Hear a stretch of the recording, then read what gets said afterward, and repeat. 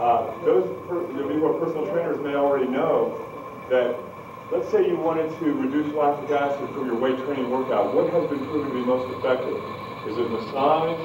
Is it easy pedaling? Or what is it? Or is it stretching? Which is the trick? Yes, easy pedaling. so that's what you want to do, is teach your people just easy pedal and do it in a way that there's absolutely no muscles being used. Now, what I like to do is just have them shake out their arms and relax their shoulders, pull their shoulders up, right? And then loosen up the arms. Now, the mind-body is real important. So here's what we're going to do with our first little drill. Have your clients, and you need to remember this, and this will be on the video, have your clients go ahead and get what's called the overhand crossbar grip, just like this. And we're in a seated position. This is the basic riding position.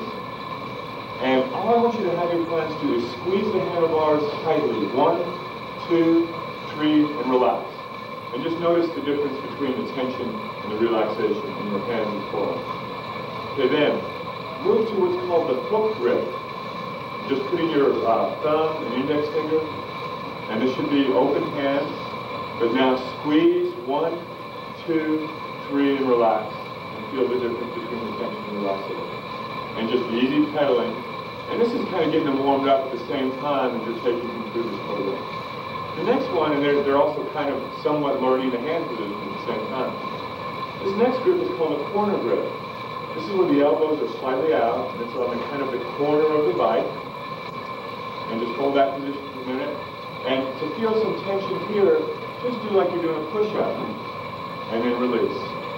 Push up and release. And you can actually take people through push-ups. What body part would that be working if you were doing a push-up? With your elbows out.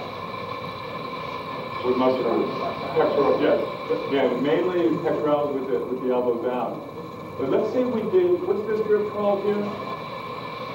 What was this one we talked about already?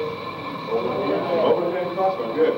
So if we did push-ups from here and everybody do a couple, what muscle group are we working there?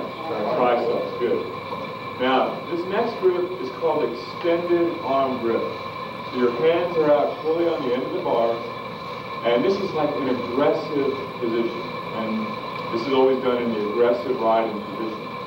So from this grip you can do some things, and we'll talk about them later, some real tough things to do on the bike, more advanced type drills.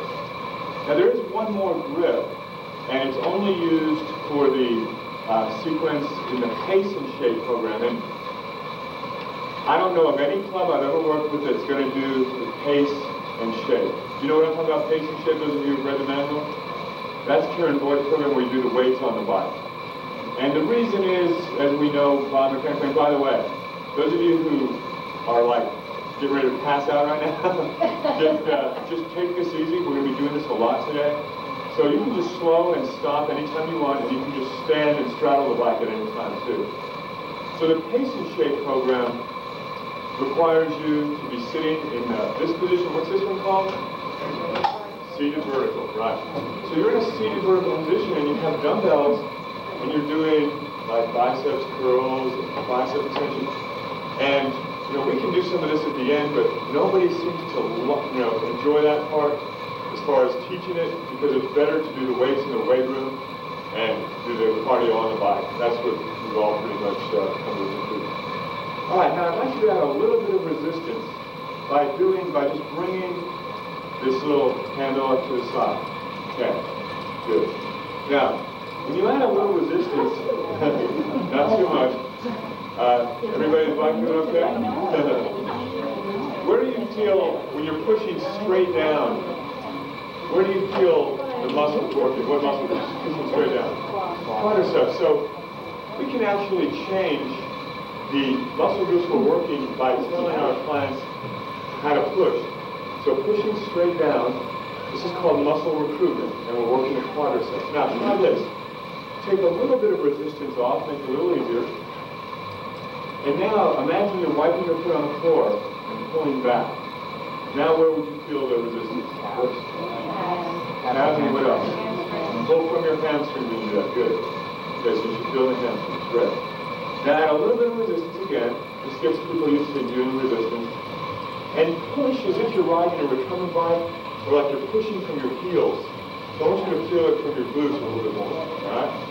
So if you feel you need a little bit of resistance maybe to do that. So this is muscle recruitment, and you can use any of those three. There's one more in your book, and let's take the resistance off.